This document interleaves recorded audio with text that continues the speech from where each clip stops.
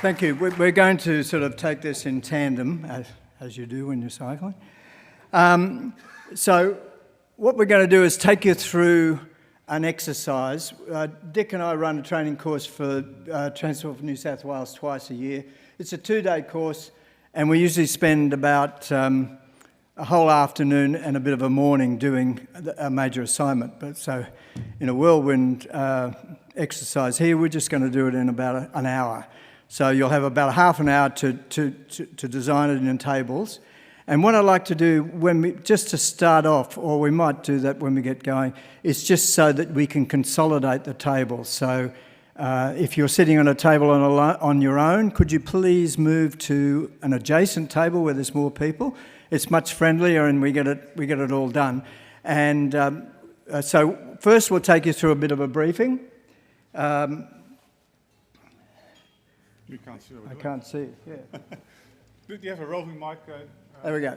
So what we're going to do is, for those on the ride this morning, you would have seen Wellington Street. It was one of the few streets that we walked on, that we rode on, that wasn't actually developed at the moment. So here's the City of Sydney's cycling network map. And this is the street that you're going to redesign. Now, because time is limited, we're actually going to take you through a few design options. We're going to say, you know, we can't consider everything at the moment. This has got to be quick and dirty. And so we'll just give you, Dick will take you through the design options and the kind of facilities that we'd like you to consider. Okay, so that's the street in close-up. It's basically 4 distinct blocks. On the left of the screen is Wellington Street. There's a 2-way separated cycleway that's part of the George Street cycleway project. It's been there since about 2015. And on the right of the screen is Morehead Street, where the cycleway takes a left turn and goes up that street. So the whole street at the moment is undeveloped. So the best way to give you a briefing is we put a special video together with some stills that show you actually particular aspects of the intersections along the way. So we'll run the video and we'll have a look at it. Okay, so we're going to start off and we're just going to take a look at the first intersection. That's the one on the right of the screen previously. That's Morehead Street. So that's looking at it there. There's actually a central median, but it's a 12.8 metre street. So like a lot of streets in Sydney, 12.8 metre curb to curb. And as you heard Fiona say this morning, we don't really want to change the curb alignments in this because it's too expensive. So we're at that intersection. We're just taking a look back. That's Morehead Street going off to the left where the cycleway would be. A bit of a sweep around the corner. The extension of Morehead Street, and so we're going to turn ourselves there about 180 degrees, and we're going to go along the street. So here we go. You can see it looks a bit narrow, but it's actually this section of the street is 12.8 metres. It always looks a bit different when you're in reality. So we're coming up to our first minor intersection, which is a laneway, and Dick will tell you about the kind of treatments we're using at laneways. That's a little laneway there. We'll show you a still of that looking into the laneway there, quite a narrow. And then after that we continue on and we go out to our first major intersection, which is Elizabeth Street. Elizabeth Street is a state road and it's signalised control. So we'll put as we talked about before in other facilities, with a signalised intersection with certain types of cycleways, you really need the signals, so they're there already. So we're going through the intersection now. And then after the intersection, the parking begins. We'll give you a little bit more information about what the local stakeholders think about the whole project. And we're coming up now to a zebra crossing on a raised platform. And just after that raised platform is is another side street. Here we come up to the raised platform and the side street immediately after it. Now this is an area where there's quite a lot of public housing in multi-storey units, and we're coming down to one of those on the left at the moment. There are two major driveways to the multi-storey unit. There's one of them there now, and a little bit further on is another one to a lower level of the development. Still photo of that one, that intersection, of that driveway rather. And that's the first one. We're just going back, and then down to the intersection where there's currently a roundabout.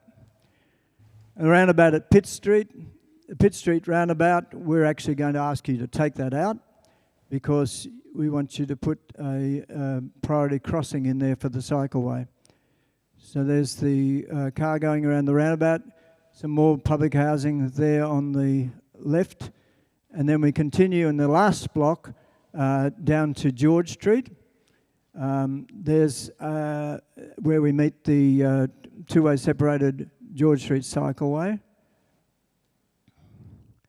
And there's a small laneway again just before the corner, and that's adjacent to a refuge crossing.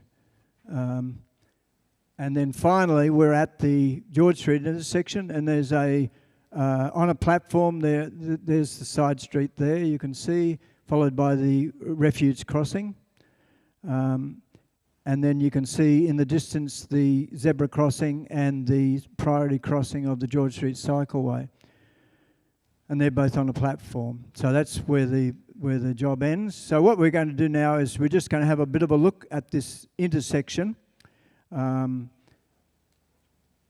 for the pedestrian to cross. And the metro station that those of you who were on the tour this morning would have seen is further on from this. And so we're just looking at it from the, we've taken the cycleway to the left and we're looking back at the old pub that's now closed down. And then we're looking back up Wellington Street with the separated cycleway crossing there. And another view from the, a little bit closer. And then another view from the left as if we were on the George Street cycleway looking south. So there, and you can see on the pole there is the City of Sydney Regional Bicycle Network signage system. All of their 10 routes are signed with the blue and white signs to tell you how to get around the network. And that's the signs there. Okay, so now we're going to go back up Wellington Street. We've got a little bit of a hill at this stage. So remember, on this we're heading back up this way, and we've got the basically the cycleway. We want you to put it on the right-hand side of the street, so that's on the southern side of the street. So just heading up here, we've got a driveway where that bus is parked. Just immediate close to that is a driveway into another multi-storey public housing block. That's it there. Also a small supermarket in there. So that driveway gets a fair amount of use, but and there's the refuge crossing. The driveway. And then heading up Wellington Street to the roundabout at Pitt Street.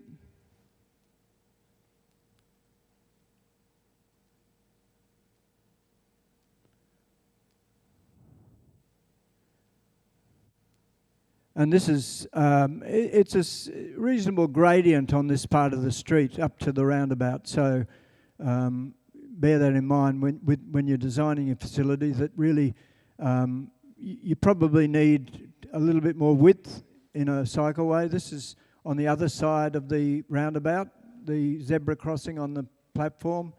We're going now up to the top middle block up to the intersection with Elizabeth Street, where which is signalised. Here we are approaching that there. You can see a bus using the street. We're saying for the purpose of this exercise, it's not a bus route.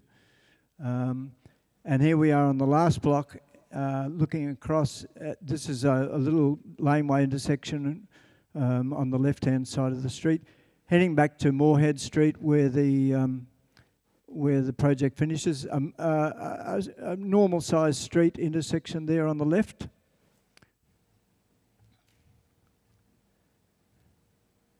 And there's Morehead Street straight ahead, the T-junction at Morehead Street, which has got the streets marked with just advisory logos at the moment showing that that's an on-road route.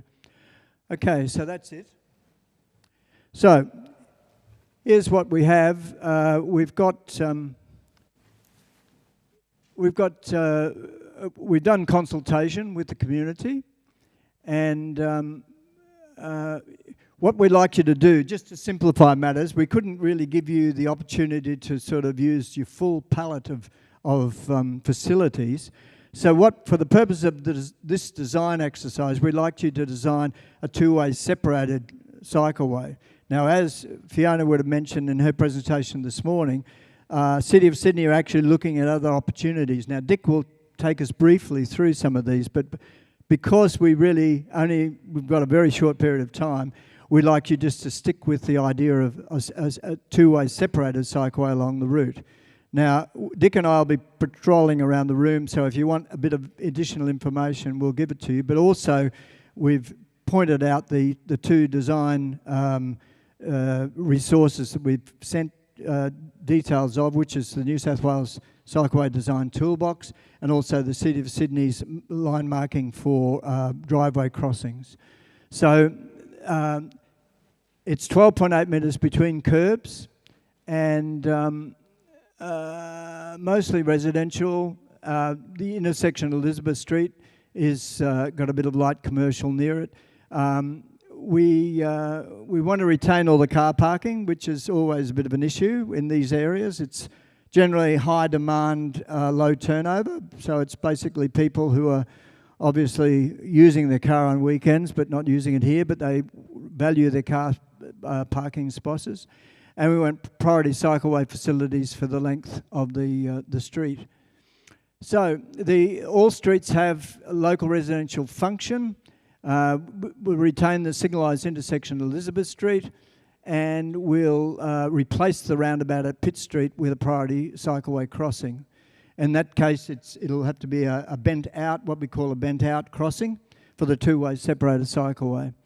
And so the documents that we've given you is for your resources are the design toolbox and the City of Sydney standards for marking of driveway crossings. So the design toolbox,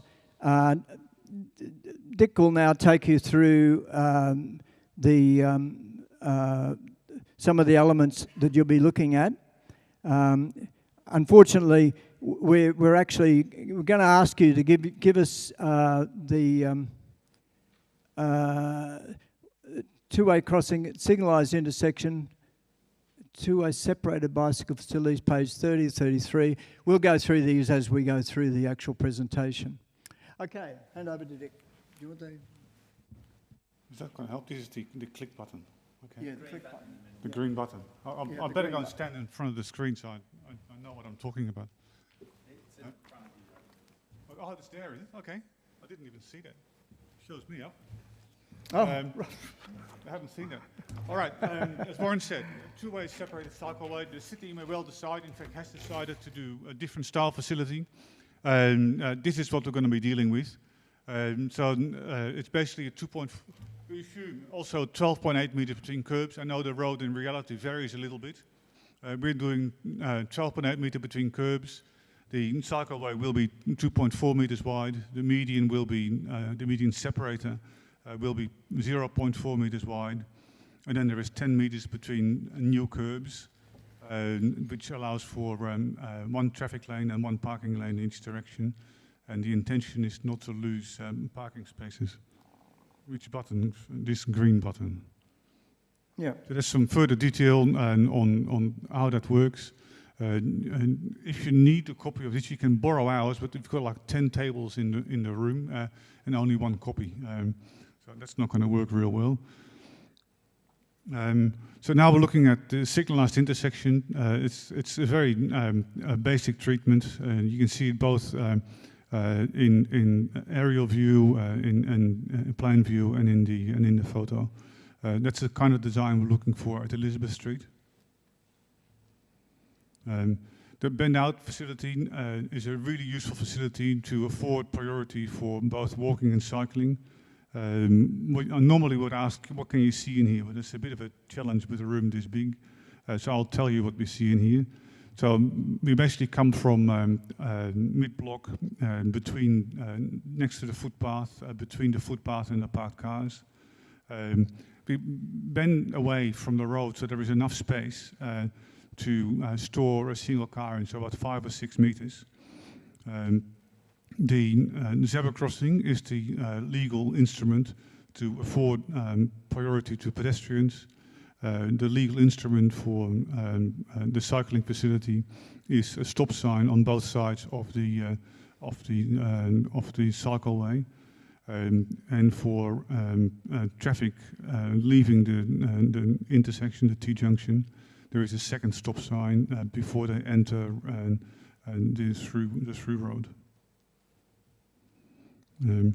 This is what we call a shared environment intersection, where the cycleway and the footpath continue at the same level. You can see 2 alternative designs here. The one on the left-hand side is what they tend to use in Europe. In fact, it was invented when I was still at uni, so it's now a while ago. The one on the right is what we've been doing in New South Wales, and clearly my preference is for the one on the left, because it gives clear indication of priority. One thing we're getting wrong all the time, and I'm evaluating that now with C1s, is the actual curb ramps. We tend to use speed hump style curb ramps. I think it's important that we use driveway style curb ramps, so it's a clear indication that this is no longer an intersection. It is a continuous footpath, a continuous cycleway, with priority for the cycleway and the footpath. So I'm keen for you to draw that up along the lines of the picture on the left.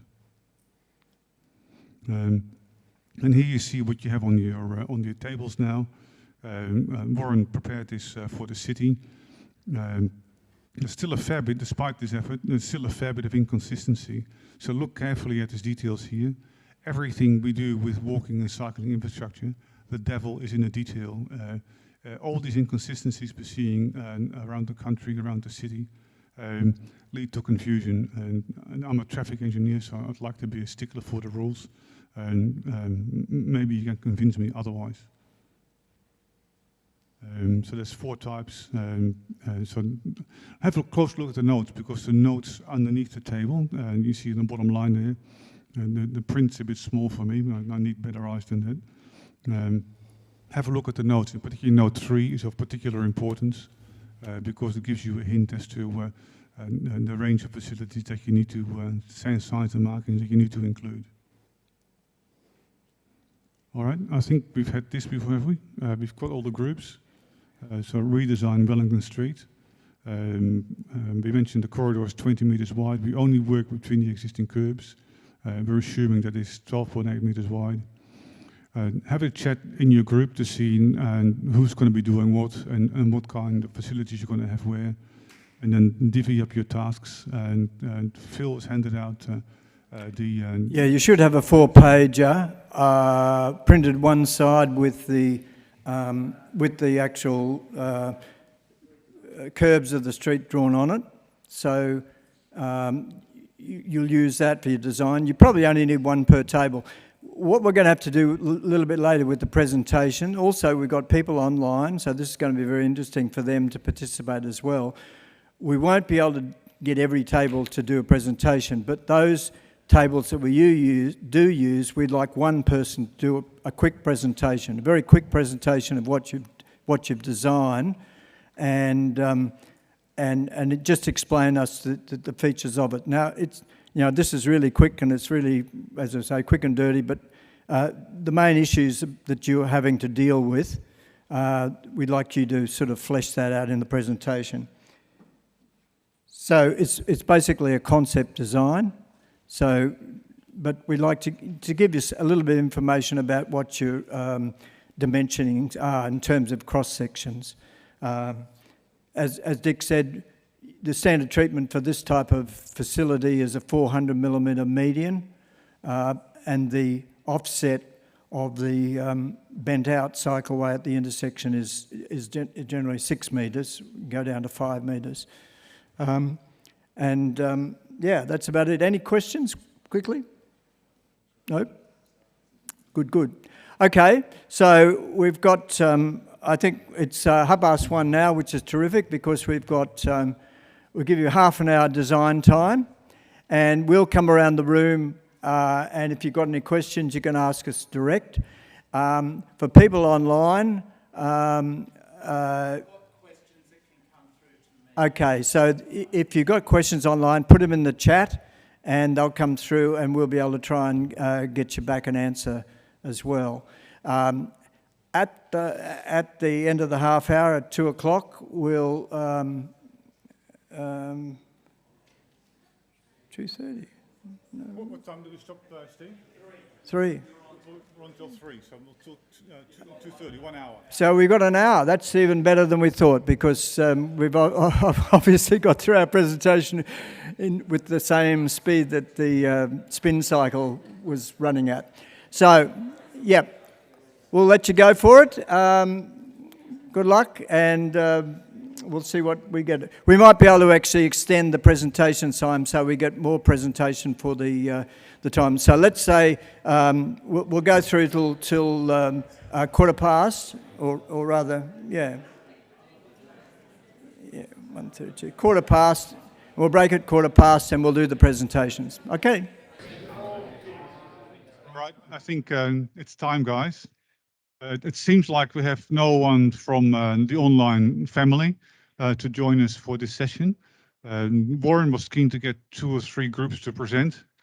Now we have some rebels in our group. I'm not going to mention any names, people, but then we'll find you. Now, who wants to present first? We haven't got time to do 7 or 8 groups, but I think we have 3/4 of an hour. Do we, Steve? 3/4 till 3 o'clock? Steve's busy looking at his papers, so he's not listening to me. So it's 3/4 of an hour. Any volunteers? Who wants to go first? Have you decided who's going to present your plans? We're all very shy. I'll give the microphone to the last group I spoke to. They have a fantastic new concept that I want to talk about. Been roped into this. Excellent. Okay. Well, we had a little bit of inside information. So this is the first page, West Street. Well, it's the first page we started on. You might have it back to front. I'm not sure. But this street here is actually, it's quite a prestigious road, side lane, and all these houses are very expensive. So they're all got the associated sports cars. There's a few Lamborghinis, Ferraris, and what's the problem with sports cars? Curbs. You can't have them. So the traditional method of the curb wasn't going to work. So we've actually developed a tunnel system. It starts, a few meters back. It's got balustrade on there. What was it? 5% gradient maximum. Yeah, very good. So that's the European input, which they're experts at this. So we've clearly got it sorted. There's some bollards here just in case a car wants to drive into the tunnel. So everything's pretty well covered and protected there. So that's the first step. Then from there, we went back to the traditional way, the roundabout. Obviously, we've doglegged around the roundabout. I'm not sure how much more complicated or complex it can get than that. We'll move on. Right, again, we've gone traditional. So this is the blueprint the boys have set out. We've followed it pretty well, except I'm from Steady Rack. We do bike parking, personal storage, and commercial. So I've rigged the bike parking a little bit to be full of Steady Racks conveniently. So there's 2 Steady Rack bike parking trees here. Now, a bike parking tree, no one knows what it is because we've only ever made one of them, but it's pretty cool, and it will cater for both the art budget and the bike parking budget. It looks that awesome. So we're ticking boxes everywhere we go. And then from there, we've got a set of traffic lights, cheeky stop, and version 2.0 of the curb, less expensive streets, easier cars to get over them. So, done. Safe. Sorted. Let's give him a clap. Do you want to say anything about it, Warren, or do you think we should just let it slide? I'll go to the other side of the room and see if you can find someone that's worked even harder. You guys want to talk? They're all very shy. Come on. We actually haven't completed our street, but anyway, we'll start from similar to yourselves down at the West Street end. So we, what did we propose of? So we decided to make West Street a left out street, so it's only just a one way, and we brought the stop line back in line with the footpath, raised pedestrian thresholds, and a two-way cycle lane with the line marks paving along the way. What else? What was the treatment that we decided to go with the type C2, just so that we could have the bins out on the street as well, so that people could put their bins and other instruments in between the medium blocks and whatnot. So yeah, and we followed that all the way down to the same treatment all the way down to the end. Yep. I think we found the task really difficult, and I don't know whether anybody else found it difficult, but it seemed like there's a lot of engineering needed to go on. And from my understanding of the street and the video, it looked fairly quiet. It looked like we might not need all of this, and there might be other alternatives like filters, like road narrowing, like street parks that might help achieve the same thing, of people feeling safe on a bike or walking. So that'd be my 2 cents, is do we need all of this for this type of street? I mean, we looked at the Cycleway toolbox, but most of those examples were in civic spaces that we were looking at, and this looked like a residential street. I think you have some sympathy there from some of the rebel groups. I might go and talk to my friends John and Tony and the other rebels. Did you hear what they said, by the way, about the bins? When we first designed the Burke Street project, we consulted with a whole bunch of people inside the council, and one of them was the bin collection people. Another one was the people driving the little pathway sweepers.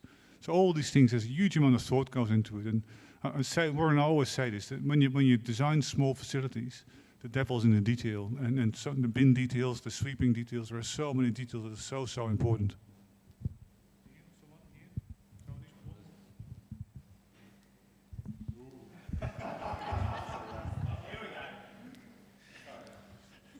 Thanks. It was quite a narrow brief, really. We did start by all talking outside of the box and talking about traffic management, and talking about one-waying, talking about modal filters, talking about all these other options to minimise conflicts and makes more space for people, more landscaping, and then we got brought back again to the narrow brief of 2 lanes of traffic, parking both sides, two-way cycle track on that side only. So yeah, it's always good to think about the ultimate and think about outside the box first. So we've had that discussion, and we had a lot of inspiration from Melbourne, from South Australia, from Adelaide, Sydney, and from Queensland. So we had a good talk about different facilities in our different jurisdictions, but we reflected on the guidance. We had talked about guidance from all our different jurisdictions, but it's good to see the New South Wales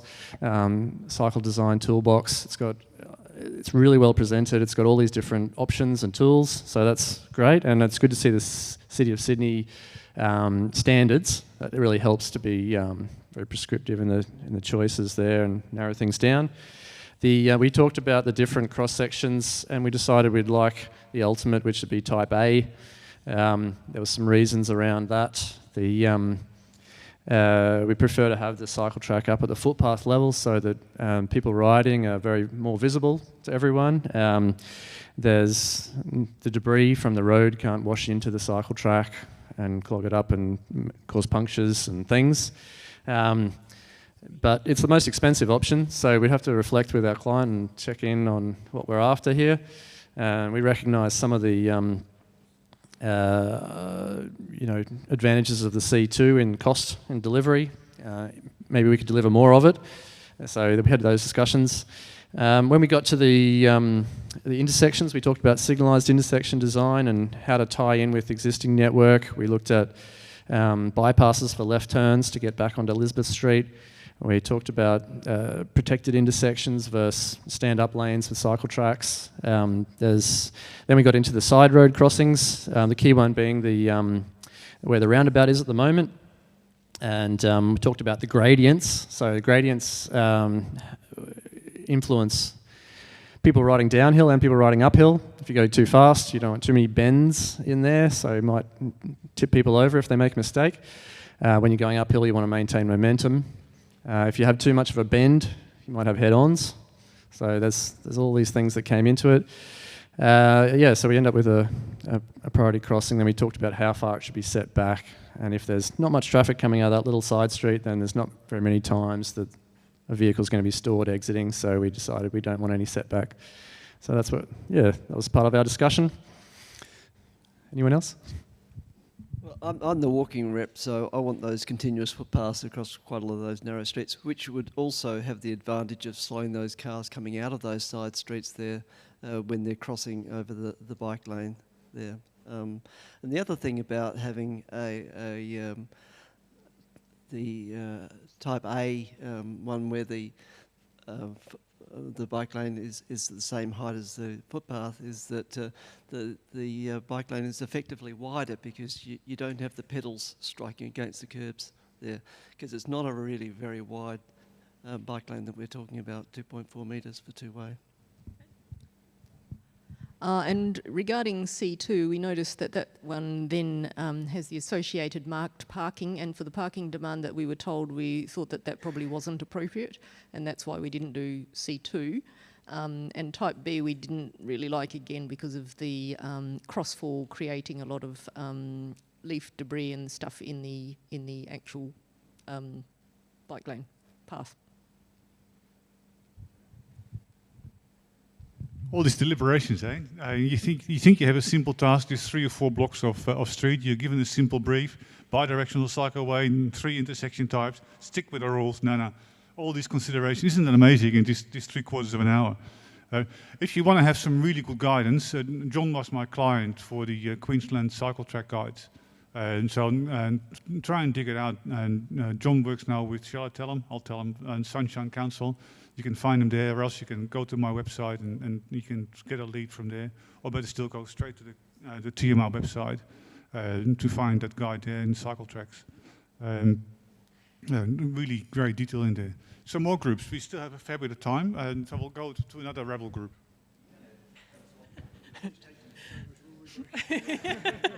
Another rebel group, I like that. So a few things we considered from the outset. One was that parking on both sides was going to cause issues with opening doors, and so you've got a problem from the outset there having bidirectional. We don't particularly like bidirectional. It is high risk, particularly at intersections, and so that's something that we conform to but didn't sit very easily with us. The next major one that we considered was the continuity of the bike lane and how obvious it was, and there's some really nice sort of offset intersections which gives you a chance to switch sides to make that bicycle access really nice and more direct and straight rather than taking a long time to get through intersections. And when you've got sort of roundabout bicycle facilities, people are less likely to actually stick on them, and they will take the faster route if that's the more direct one, even if it's less safe. So that's another thing we considered. Other one was width. 2.4 metres for bidirectional is not wide enough. You've got if you want kids to be able to use this, if you want micromobility to use this, which is also e-vehicles and other things that are travelling at different speeds, you've got a large speed differential, you've got to be able to have room for safe passing, and 2.4 metres for 2 directions is not enough. Minimum should be 2 metres in each direction to allow people to overtake safely. So that's something that we considered, and why we moved parking to one side and ditched it on the other side. So we had 12.8 metre width. We allowed 2.4 metres for the parking. We allowed 6 metres for the directional traffic, 3 metres per direction. That left us 4.4. We had 0.4 of a metre as the divider because it had to be separated, which left us 2 metres per direction for the bike path. We put lanes across the intersection. Oh, maybe I'm stealing your thunder here. Lanes across the intersection marked with white lines because, as Robbie said, that gives legal right of way or a right to. It makes it a real lane. So therefore, you've got the law on your side if a conflict happens in that space. Is there anything I haven't covered? So a pedestrian, a bike rider, and a car driver sit down at the table, and there's 12. You've heard this joke before, and there's 12.8 biscuits on the table, and the car driver takes 8 of them and then turns to the pedestrian and says, "Look out, that cyclist is trying to steal your biscuits." Right? That I've changed the numbers, folks, but that's what's going on here, right? Like, why are we giving people in cars the right to sit side by side and have a nice chat if we're not giving that right to people on bicycles and who are walking? So that's kind of the fundamental. Hence our decision to remove a few things. Sorry for rocking the boat. Don't be sorry, exactly. Now, Robbie, I'm going to need your Lego box, mate. We're going to do it for today's course, but we ran out of Lego blocks. Which other group wants to talk? I'll go to the other side of the room again. We still have a bit of time. I won't give the microphone to Fiona.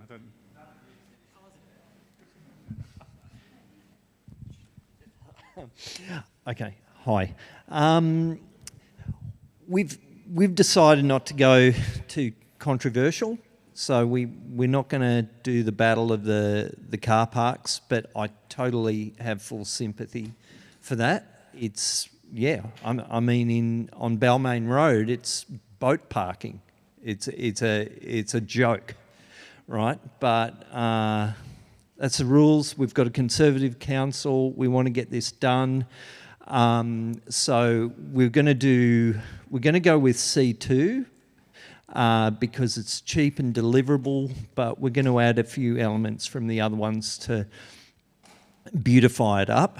And I do really like the idea of choking the street and adding furniture and different things, but that's down the track. We've just kept it pretty simple with, we're going with the bi-directional on the southern side because there's less conflict. Thank you, Stephen. And also, I like the idea of bi-directional because it's also really social. You can ride and have a conversation as long as you're looking out for bikes coming the other way so that you're not having a head-on. All right.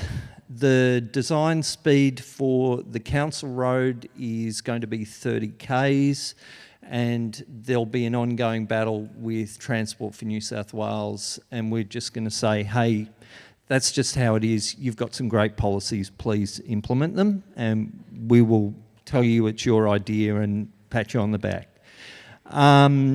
Intersection treatment, bend out style intersections, mid-block between path and cars, so that the cars are providing protection. We're out of the door zone, people. Driveway style curb ramps, Euro style continuous footpaths, and that whole kind of paved, cobbled shared environment. So you don't need too many signs telling people what to do because cars are going to get that rumble effect and be on the lookout and slow down anyway. And then hopefully over night time people can add their little kind of street gardens. Laneway, the laneways are going to be paved up, and that's it. That's it. You can hear where Francis is from, can't you? With Bicycle News. Are you CEO then? You're the CEO there, but what's your role then? Not the manager? Head of advocacy. She's advocating for us, the cyclists. We'll go to this group. We have a bit of time left, so we'll have a chance to talk to all the groups. Well, our group was dominated by a couple of people from Brisbane and an Adelaide representative. So unfortunately, we got a couple of angry letters from a resident on the street who's a QC, and we just gave up on the whole project. We did decide that we'd just go to the pub, and apparently there is this really nice one on the corner of Elizabeth and Wellington Street. So we did talk about the pub because we had a few locals that knew about it. Apparently it needs a rebranding exercise, so we've decided to call it the Angry Peloton. And unfortunately that pub's gone out of business now. So. No, and we also decided, of course, being from Brisbane, that perhaps we'd just hang our hopes on getting rid of the local representatives and getting some Greens in at the next election. Oh, yes. Warren and I have been running this training course, right, for Transport for New South Wales. And last month we ran this course, and there was one of the three groups, not a single line on a piece of paper, not one line. This is the second group in 20 years. There's still a couple of groups left at the other end.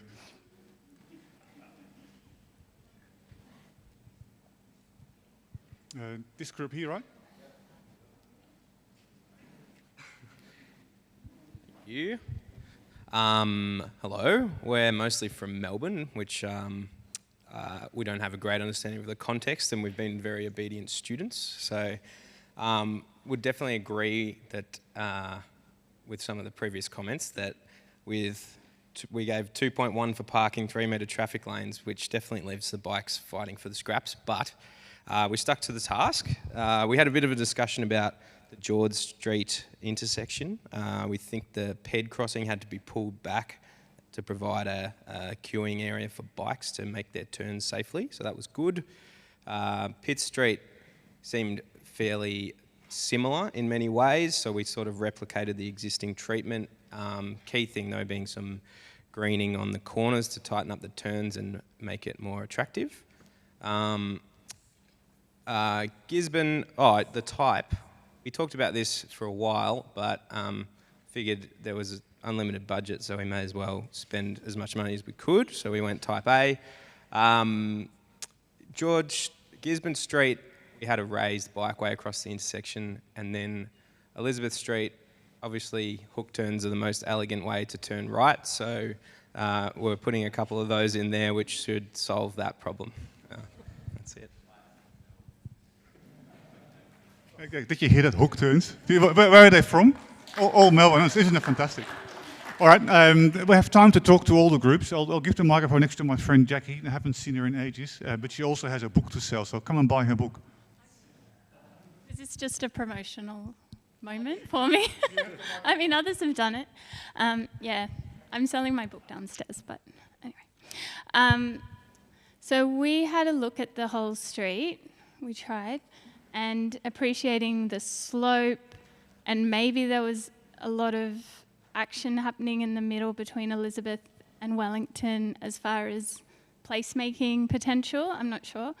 And we thought down near George Street, it's quite slopey, so we will let people ride down the hill in the traffic lane, yeah, enjoying the space. Whereas the people going uphill, they need a bit of wobble room, so we'll make it a bit wider for them. Then we got to Pitt Street, and we did some kind of modal filter, what's it called? Diagonal diverter. And yeah, then we made Wellington Street one way. We just tried to put in a lot of different stuff. So Wellington Street, quiet way, one way kind of thing happening until you get to Gibson Street, which all the cars turn down.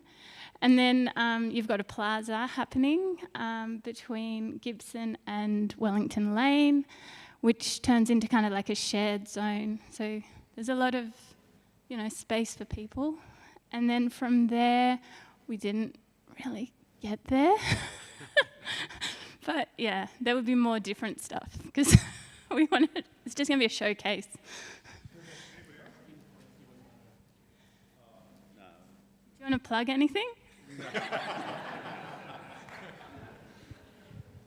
Jackie has a stall downstairs. Go and buy a book. It's an amazing children's book. And I don't have any children myself, but my neighbors have grandchildren, so it'll be for them. And the last group.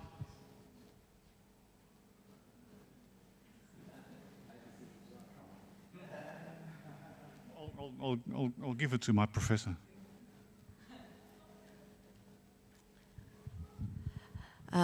Well, academics sometimes support each other, so I think, I really come out in support of Robbie's joke. We actually thought, well, given that there's parked cars and we're needing to sort of prioritise the needs of parking, how can we one of the things I suggested, is how can we actually make the most of the parking that is available, in terms of providing increased amenity for cyclists. And we've noted in the conference and other times the increased popularity of mountain biking. And we're just thinking, particularly with electric mountain bikes, that these parked cars could provide an amazing urban experience for cyclists, and thereby, you see, not only improve the experience, the amenity for cyclists, but also in the long term, it might even discourage people from using those parking spots and therefore freeing up more of the road for the use of bona fide cyclists. Maybe I shouldn't have given the microphone. All right, that was... Look, I'll give you, Warren and I, we sweated away for days and days and days. We went out on this site, we took photos, we made a video with the help of some friends. We gave you a really clean, simple brief. Bi-directional cycleway on the southern side of the street. What do we get? All these rebels, all these pirates. Isn't it fantastic to be in a room like this with so many people with such great ideas? And haven't become a long way. We took, Fiona said, 3 or 4 years. I started designing with Warren the Burke Street project back in 2007. Our brief was, you've got, I think, $1 million for a 13-kilometre bicycle network for the eastern part of Sydney.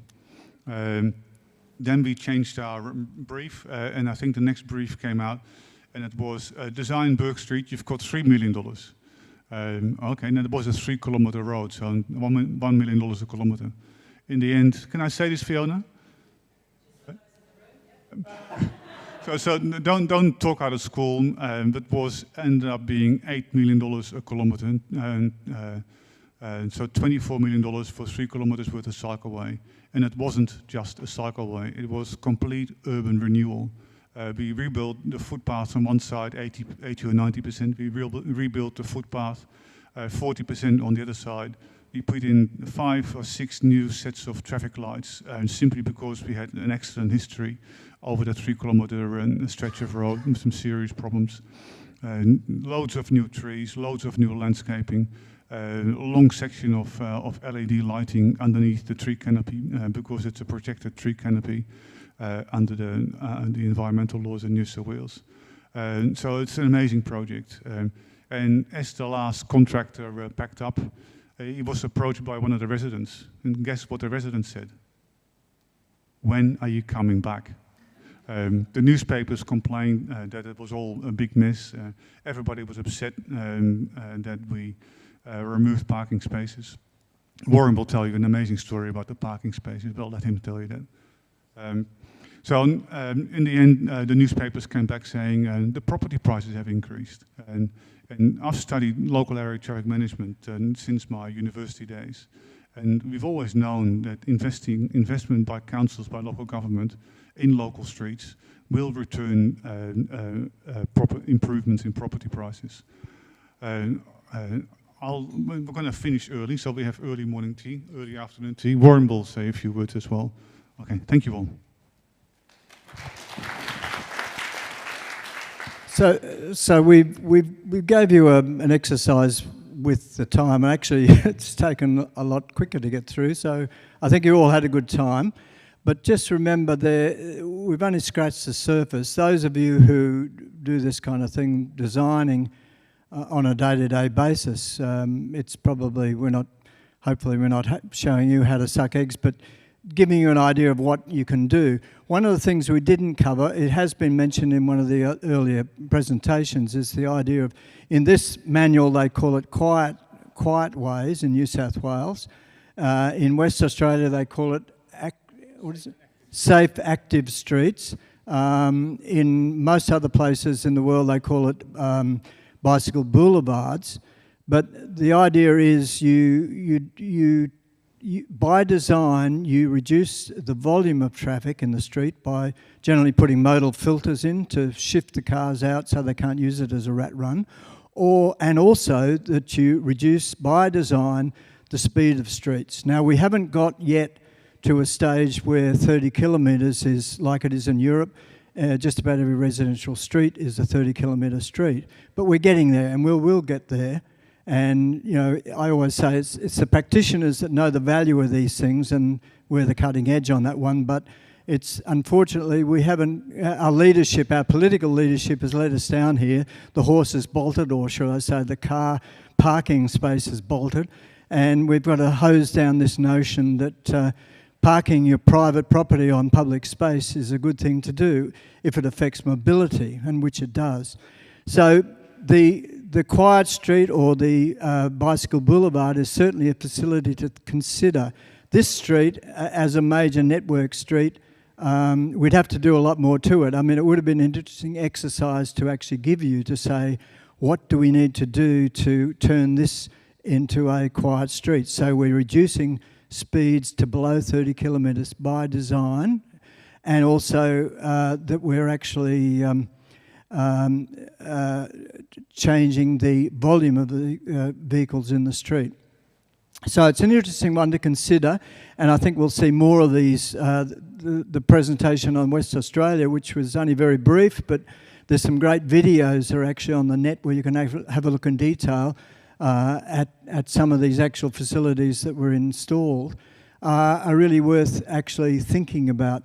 The other thing is, City of Sydney, as we mentioned earlier on, they're moving ahead. The Bourke Street, George Street, sort of one-way example we gave today is will be considered, I think, in years to come as a little bit of historical curiosity. But we did it at the time because it was really all we could do, because there was resistance to the project, and it was the only way we could actually shoehorn a meaningful separated facility into a fairly densely urbanised area that we could at least bring most of the community and certainly most of the population along with us.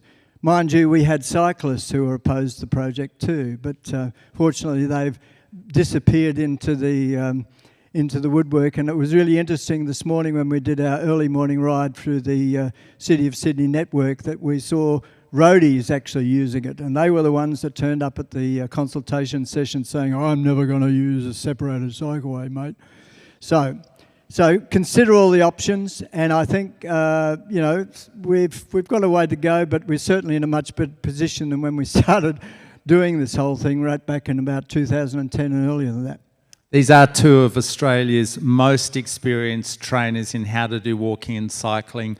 Please thank Warren and Dick. What a great workshop.